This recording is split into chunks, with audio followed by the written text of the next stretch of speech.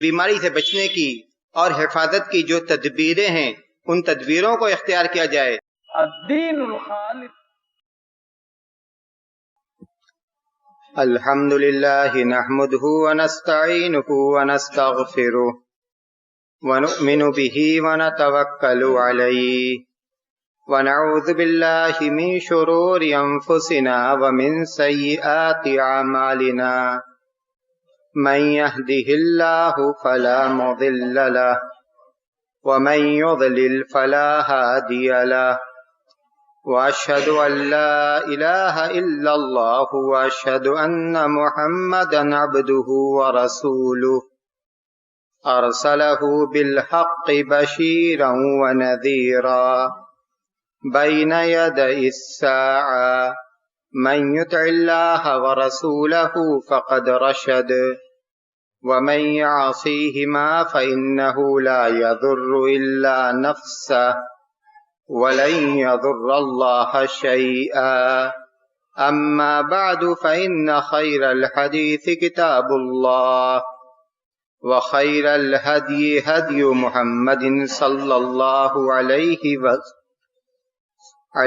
وسلم وشر الأمور محدثاتها وكل محدثة بدعة وكل بدعة ضلالة وكل ضلالة في النار فأعوذ بالله من الشيطان الرجيم بسم الله الرحمن الرحيم يوم نقول لجهنم هل امتلأت وتقول هل من مزيد وأزلفت الجنة للمتقين غير بعيد هذا ما توعدون لكل أواب حفيظ من خشي الرحمن بالغيب وجاء بقلب منيب ادخلوها بسلام ذلك يوم الخلود لهم ما يشاءون فيها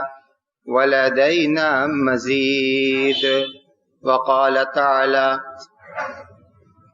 واتقوا فتنة لا تصيبن الذين ظلموا منكم خاصة واعلموا أن الله شديد العقاب۔ برادران اسلام، محترم بزرگوں، عزیز بھائیوں، ماں اور بہنوں،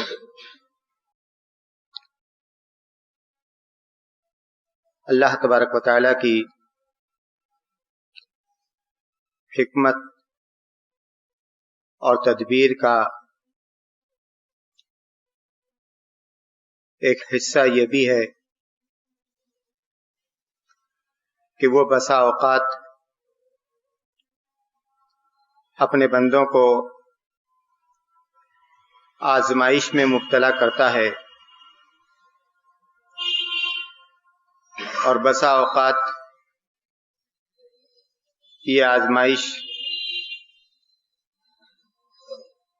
ان کے بدعمالی کا نتیجہ ہوتی ہے۔ قرآن کریم میں اللہ تبارک و تعالیٰ نے فرمایا ظہر الفساد فی البر والبحر بما کسبت ایدی الناس لیذیقہم بعد الذی عملوا لعلہم یرجعون۔ آبادی اور ویرانے میں یا خشکی اور تری میں جو فساد برپا ہے، جو بیماریاں ہیں، جو وبائیں ہیں، بما کسبت ایدی الناس، یہ لوگوں کے بدعمالی کا نتیجہ ہیں۔ لیذیقہم بعد الذی عملوا، تاکہ اللہ تبارک و تعالی انہیں ان کے بعض گناہوں کا مزہ چکھائے، ان کے بعض گناہوں کا مزہ چکھائے۔ لعلہم یرجعون، تاکہ وہ لوٹ جائیں، اپنے اعمال کی اصلاح کریں، سیاہ کاری کو چھوڑیں، معاملات کو سدھاریں، اللہ کی طرف لوٹ کر آ جائیں۔ وما اصابکم من مصیبہ فبما کسبت ایدیکم ویعفو عن کثیر، تمہیں جو بھی مصیبت پہنچتی ہے فبما کسبت ایدیکم، یہ تمہارے ہاتھ کی کمائی ہے، یہ تمہارے اعمال کا نتیجہ ہے۔ وَيَعْفُو عَنْ كَثِيرٍ، اور اللہ تبارک و تعالیٰ تو اپنے فضل و کرم سے تمہارے بہت سارے گناہوں کو یوں ہی معاف کر دیتا ہے، ان گناہوں پر تمہارا مواخذہ نہیں ہوتا، ان گناہوں پر تمہاری گرفت نہیں ہوتی۔ تو سب سے پہلے تو مصیبت کی اس گھڑی میں ہمیں اپنے اعمال کا جائزہ لینا چاہیے۔ یہ احتساب کا وقت ہے، یہ اعمال کے حساب و کتاب کا وقت ہے، یہ اصلاح کی گھڑی ہے، یہ رب کی طرف لوٹنے کا موقع ہے۔ اور اس کے ساتھ ساتھ ایمان و عقیدہ کے جو تقاضے ہیں ہمیں ان تقاضوں کو بھی پورا کرنا ہے۔ قُل لَن يُصِيبَنَا إِلَّا مَا كَتَبَ اللَّهُ لَنَا هُوَ مَوْلَانَا وَعَلَى اللَّهِ فَلْيَتَوَكَّلِ الْمُؤْمِنُونَ، یہ ایمان اور عقیدہ ہونا چاہیے کہ اللہ تبارک و تعالی نے ہمارے مقدر میں جو لکھا ہے وہ ہو کر رہے گا۔ لَن يُصِيبَنَا إِلَّا مَا كَتَبَ اللَّهُ لَنَا ہوا مولانا، وہ ہمارا رب ہے، ہمارا کارساز ہے۔ ہوا مولانا وعلی اللہ فلیتوکل المؤمنون، مومنوں کا توکل، مومنوں کا ایمان، مومنوں کا بھروسہ اللہ پر ہی ہونا چاہیے۔ الذی خلقنی فہو یہدین والذی ہوا یطعمنی ویسقین وَإِذَا مَرِضْتُ فَهُوَ يَشْفِينِ، جس نے مجھے پیدا کیا، حضرت ابراہیم علیہ السلام کی زبانی، جس نے مجھے پیدا کیا وہی مجھے سیدھی راہ دکھلائے گا۔ وَالَّذِي هُوَ يُطْعِمُنِي وَيَسْقِينِ، اور وہی مجھے کھلاتا اور پلاتا ہے۔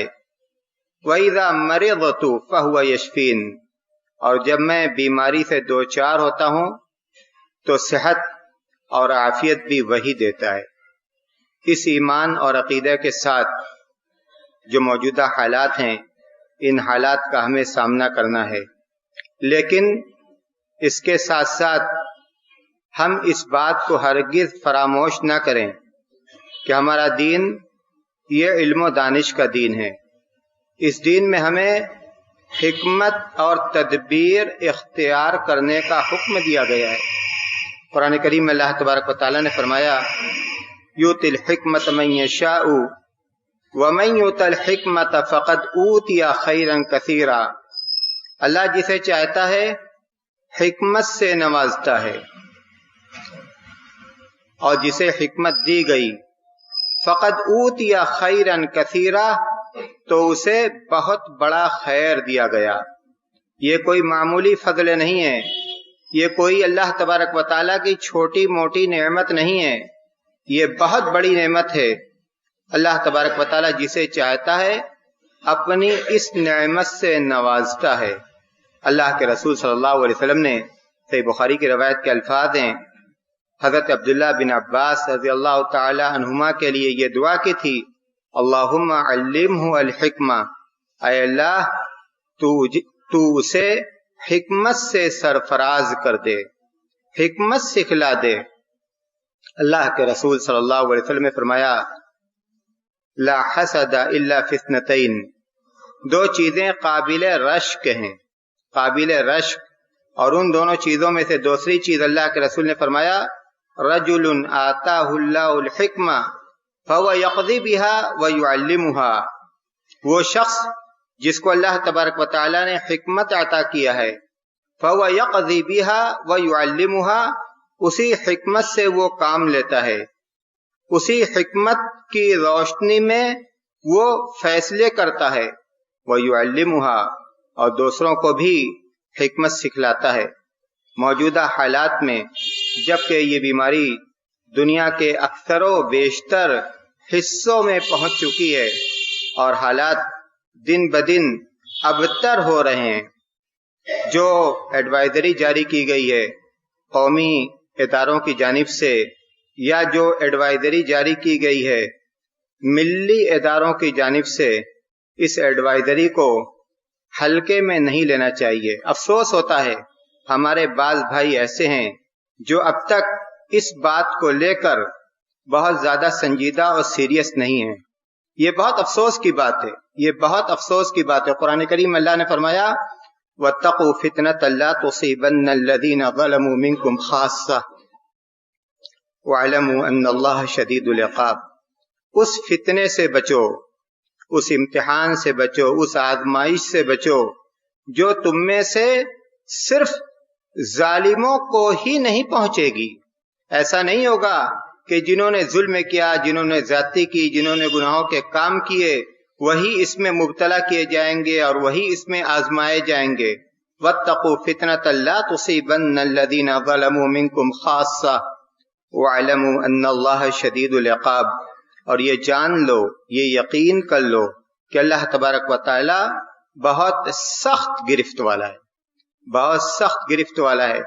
جو عوامی جگہیں ہیں، مدارس ہیں، اسکول ہیں، مسجدیں ہیں، اس سلسلے میں جو ایڈوائزری جاری کی گئی ہے اس کو اہمیت دینا چاہیے اور اس کو اپنانا چاہیے، اس کو اپنانا چاہیے۔ ہمارا جو دین ہے، ہمارے دین کی بھی یہی تعلیم ہے کہ تدبیر اور احتیاط سے کام لیا جائے۔ گزشتہ خطبہ جمعہ میں بھی جو خطیب محترم تھے انہوں نے اس سلسلے کی باتیں آپ کے سامنے رکھی تھیں۔ اللہ کے رسول صلی اللہ علیہ وسلم نے فرمایا لا یورد ممرض علی مصح، صحت مند لوگوں کے درمیان، صحت مند لوگوں کے درمیان بیماروں کو نہ لایا جائے۔ جو بیمار ہیں یا بیماری کی ظاہری، بیماری کی ابتدائی علامتیں، بیماری کی ابتدائی علامتیں جن میں پائی جاتی ہیں ان کو عوامی جگہوں سے الگ تھلگ رکھا جائے۔ یہ ہمارے دین کا حکم ہے، یہ ہمارے دین کا حکم۔ اللہ کے رسول صلی اللہ علیہ وسلم نے فرمایا لا ضرر ولا ضرار، نہ نقصان اٹھاؤ اور نہ دوسروں کو نقصان پہنچاؤ۔ بالکل سیدھی سی بات ہے۔ اسلام کے جو قواعد ہیں، جو مسلمات ہیں، ان قواعد اور مسلمات میں سے یہ ایک حکم ہے، ایک اصل ہے کہ نہ نقصان اٹھاؤ نہ دوسروں کو نقصان پہنچاؤ۔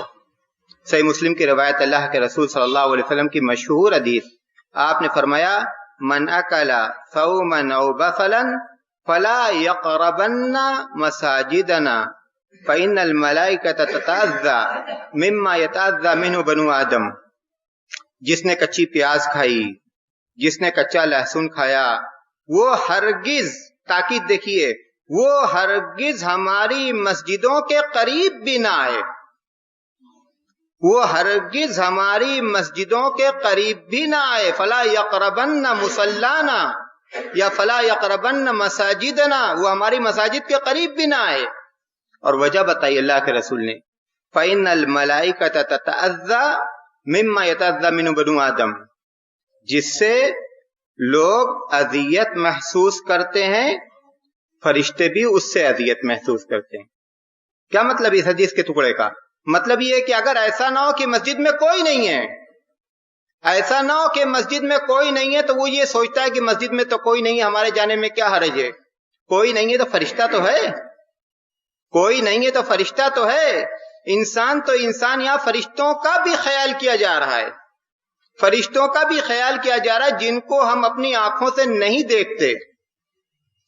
تو اسی سے اندازہ لگائیے اس حکم کی اہمیت کا کہ ہر وہ بات، ہر وہ چیز، اس حدیث کی شرح میں حدیث کے شارحین نے لکھا کہ مسئلہ صرف کچے پیاز اور کچے لہسن کا نہیں ہے، مسئلہ ہر اس چیز کا ہے جس سے مسلیان کو اذیت پہنچ رہی ہے، ایک شخص ہے جس کے پسینے میں بہت بدبو ہے، جس کے پسینے میں بہت بدبو ہے، حدیث کے شارحین نے لکھا کہ جب تک وہ اپنی اس بدبو کو دور نہ کرے مسجد میں نہ آئے۔ ایک شخص ہے ایسا زخم ہے جس زخم کو دیکھ کر لوگوں کے دل میں کدورت پیدا ہو رہی ہے، حکم دیا گیا ایسا شخص مسجد کے اندر نہ آئے۔ ایک شخص ہے جو نشہ کا عادی ہے، وہ آتا ہے تو لوگ اس کے بو کو محسوس کرتے ہیں، حکم دیا گیا کہ ایسا شخص مسجد میں نہ آئے۔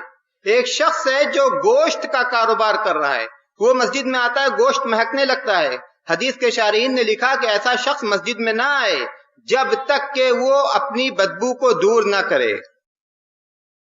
اندازہ لگائیے کہ اسلام ہمیں کس بات کا حکم دیتا ہے۔ تو جو ایڈوائزری جاری کی گئی ہے، ایسا نہیں ہے کہ وہ ایڈوائزری ہمارے دین کے خلاف ہے، بلکہ جو بات ہمارے دین میں سکھلائی گئی ہے وہی بات وہاں بھی ہے۔ حکمت سے کام لیا جائے، احتیاط سے کام لیا جائے، تدبیر اختیار کی جائے، ایسا کام نہ کیا جائے کہ جس سے لوگوں کے دل میں ڈر اور خوف پیدا ہو جائے، ان چیزوں سے بچنا چاہیے۔ ایڈوائزری میں یہ لکھا گیا کہ مصلیان گھر سے وضو کر کے آئیں، مصلیان گھر سے وضو کر کے آئیں، مسجد میں آ کر وضو نہ کریں۔ ایڈوائزری میں یہ لکھا گیا کہ مسجد کی صفائی ستھرائی کا پورا انتظام ہو، جو ضروری چیزیں ہیں صفائی اور ستھرائی کی، کیمیکلز ہیں، دوائیں ہیں، ان کو مسجدوں میں چھڑکا جائے، مسجد کی صفائی ستھرائی کا پورا اہتمام ہو۔ ایڈوائزری میں یہ بھی لکھا گیا کہ فرض نماز کے بعد، غور سے سنیے گا، فرض نماز کے بعد اذکار اور وظائف اور سنتیں مسجدوں میں نہ ادا کی جائیں۔ جو گیدرنگ ہے وہ بہت شارٹ پیریڈ کے لیے ہو، کم سے کم ہو، وقت پر جماعت کا جو وقت مقرر ہے اس وقت پر لوگ آئیں، جماعت ادا کریں امام کے ساتھ، فوراً مسجد سے باہر نکلیں، اذکار اور وظائف اور سنتیں اور نوافل گھر جا کر ادا کریں۔ اور اسی کے ساتھ ساتھ یہ بھی لکھا گیا ہے ایڈوائزری کے اندر کہ جن لوگوں کے اندر اس بیماری کی ابتدائی علامتیں ظاہر ہیں، اور آپ جانتے ہیں، ہم میں سے ہر شخص جانتا ہے کہ بیماری کی ابتدائی علامتیں زکام، کھانسی، بخار، یہی بیماری کی ابتدائی علامتیں ہیں، ایسے لوگوں کو چاہیے کہ وہ مسجدوں کے اندر نہ آئیں، وہ مسجدوں کے اندر نہ آئیں، وہ گھر کے اندر نماز پڑھیں۔ اللہ ان کی مجبوری کو دیکھ رہا ہے، اللہ ان کی مجبوری کو دیکھ رہا ہے، بہت زیادہ اپنی طاقت اور قوت کا مظاہرہ نہ کریں اور بیماری کو ہلکے میں نہ لیں، گھر کے اندر نماز پڑھیں، انشاءاللہ ان کو اللہ تبارک و تعالی جماعت کا ثواب دے گا، اس لیے کہ ان کی نیت ہے مسجد میں آنے کی، لیکن ایسی مجبوری ہے اور ایسے حالات ہیں جن حالات میں ان کو یہ احتیاط کرنا پڑ رہا ہے۔ تو یہ بات بھی ایڈوائزری میں لکھی گئی ہے۔ اور اسی کے ساتھ ساتھ اگر بسا اوقات کوئی مسجد میں آ گیا، درمیان میں اس کو چھینک آ رہی ہے، درمیان میں اس کو کھانسی آنے لگی، ہاتھ میں دستی لیے رہے اور دستی کے ذریعے سے اس کو روکے، یا چھینکے تو دستی پر چھینکیں، کھانسے تو دستی پر کھانسے، کھلی فضا میں نہ کھانسے۔ تو یہ جو تدابیر ہیں، یہ جو احتیاطات ہیں، ہمارا دین بھی ہم کو یہی سکھلاتا ہے کہ ہم ان کو اپنائیں، ان پر عمل کریں، ان کو اختیار کریں، اپنے آپ کو بھی بچائیں، دوسرے مصلیان کو بھی بچائیں۔ اور اس سلسلے کی کچھ اور بھی ہدایتیں ہیں، انشاءاللہ جو مسجد کے ذمہ داران ہیں ان کے ساتھ بیٹھا جائے گا اور بیٹھ کے ان احتیاطات پر گفتگو کی جائے گی۔ ممکن ہے کہ ایسا ہو کہ اگر حالات اور زیادہ خراب ہو گئے تو چھوٹے بچوں کو اور جو عمر دراز لوگ ہیں ان کو مسجد میں آنے سے روکا جائے۔ ممکن ہے کہ ایسا ہو کہ سارے لوگ جس طرح سے صف لگا کے نماز پڑھتے ہیں اس طرح سے صف لگا کے نماز نہ پڑھیں، بلکہ نمازیوں کو مختلف جگہوں پر بانٹا جائے گی، 2 صف یہاں رہے گی، 2 صف وہاں رہے گی، 2 صف وہاں رہے گی، جس طرح سے اس وقت حرم شریف میں ہو رہا ہے۔ تو یہ جو احتیاطی تدابیر ہیں، اور ممکن ہے کہ ایسا بھی ہو، اگرچہ یہ ایڈوائزری بھی آئی تھی لیکن بہت تاخیر سے آئی تھی، اگر ضرورت پڑی تو اس کو بھی اختیار کیا جائے گا کہ خطبہ کا جو وقت ہے وہ بہت مختصر رہے گا، 10 منٹ کا خطبہ ہوگا، 10 منٹ کی نماز ہوگی۔ اگر حالات قابو میں نہیں آئے تو یہ جو احتیاطات ہیں ان احتیاطات کو بھی اختیار کرنا پڑے گا، اور ہمارا دین بھی ہم سے یہی کہتا ہے کہ تدبیر کو اختیار کیا جائے اور احتیاط کو اپنایا جائے۔ قرآن کریم میں اللہ نے فرمایا کہ خذوا حذرکم، احتیاط کو اپناؤ، ہوشیار رہو، ڈرتے رہو، بہت اطمینان سے نہ بیٹھ جاؤ۔ تو یہ جو موقع ہے، ایک طرف تو تدبیر کا موقع ہے کہ بیماری سے بچنے کی اور حفاظت کی جو تدبیریں ہیں ان تدبیروں کو اختیار کیا جائے، اور دوسری طرف اعمال کے محاسبے کا اور اللہ تبارک و تعالیٰ کی طرف لوٹنے کا موقع ہے۔ قرآن کریم میں اللہ تبارک و تعالیٰ نے فرمایا فلولا اذ جاءهم باسنا تضرعوا ولكن قست قلوبهم وزين لهم الشيطان ما كانوا يعملون۔ ایسا کیوں نہیں ہوا کہ جب ہماری گرفت نے ان کو دبوچ لیا، ان کو پکڑ لیا، ان کو مبتلا کر لیا، تضرعوا تو وہ روتے، وہ گڑ گڑاتے، وہ اپنے رب کے پاس لوٹتے، ولیکن قست قلوبہم، لیکن ان کا حال تو یہ ہے کہ ان کے دل سخت ہو گئے۔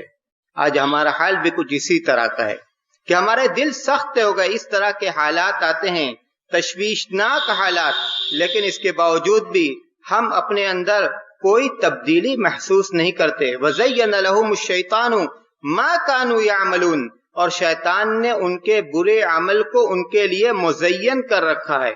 کرتے ہیں برا، سمجھتے ہیں اچھا۔ کون اچھا دکھلا رہا ہے؟ شیطان ہمیں اچھا دکھلا رہا ہے۔ ہمارے برے عمل کو شیطان نے ہمارے لیے مزین کر رکھا ہے۔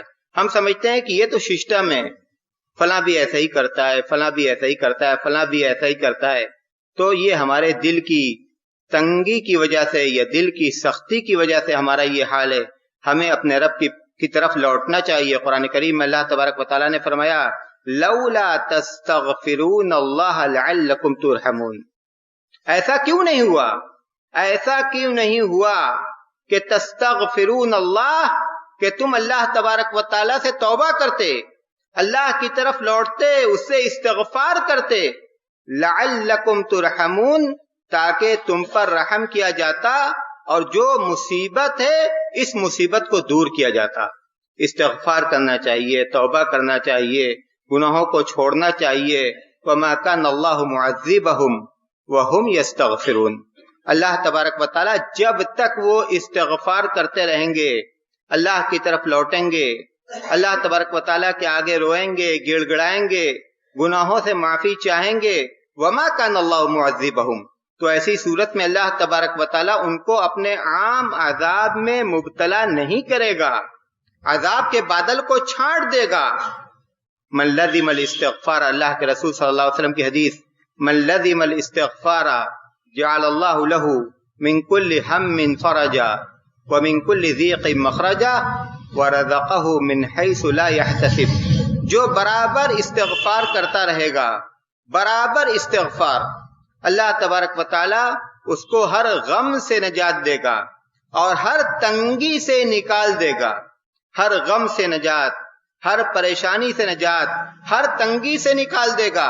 وَرَزَقَهُ مِنْ حَيْثُ لَا يَحْتَسِبُ، اور اسے ایسے ذرائع سے روزی دے گا جو ذرائع اس کے گمان میں بھی نہ ہوں گے۔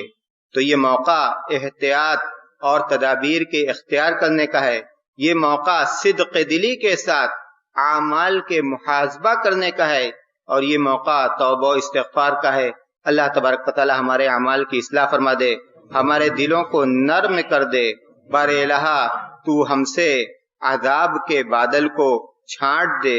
بار الہ ہم جس امتحان اور آزمائش کی گھڑی میں ہیں، اس امتحان اور آزمائش کی گھڑی میں تو ہماری مدد کر، ہمیں اپنی حفاظت اور عافیت میں رکھ، اس شہر سے، اس ملک سے اور پوری دنیا سے اس مہلک وبا کو بار الہ تو اٹھا لے، تیرے ہی بس میں ہے اور تو ہی ہر چیز پر قادر ہے۔ ربنا لا تؤاخذنا بما فعلنا وبما فعل السفہاء منا، اے رب جو گناہ ہم نے کیے اور جو گناہ ہم میں سے سفیہوں نے کیا، بار الہ تو ہمارا ان گناہوں پر مؤاخذہ نہ کرنا۔ ربنا لا تہلکنا بما فعلنا ربنا لا تهلكنا بذنوبنا، اے رب تو ہمارے گناہوں کی وجہ سے ہم پر اپنا عذاب نہ نازل کر اور ہمیں ہلاک نہ کر۔ اللہم انا نسألک العفو والعافیۃ والمعافاۃ الدائمہ، اے اللہ ہم تجھ سے عفو، عافیت اور ہمیشہ کے لیے معافات کا سوال کرتے ہیں، دعا کرتے ہیں۔ جب تک اے اللہ تو ہمیں زندہ رکھ، اسلام پر چلنے والا بنا کر زندہ رکھ، جب موت آئے تو ایمان پر آئے۔ وآخر دعوانا الحمدللہ رب العالمین۔